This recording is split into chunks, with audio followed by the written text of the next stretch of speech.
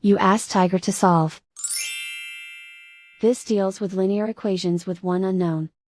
The final result is x equals 29/73.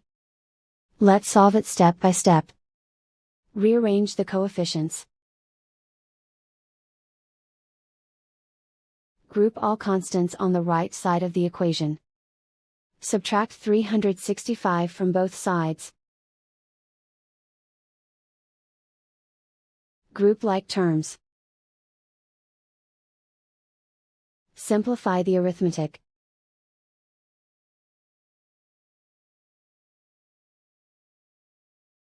Isolate the x. Divide both sides by -365. Cancel out the negatives. Simplify the fraction. Cancel out the negatives. Find the greatest common factor of the numerator and denominator. Factor out and cancel the greatest common factor. And so the final result is x equals 29/73.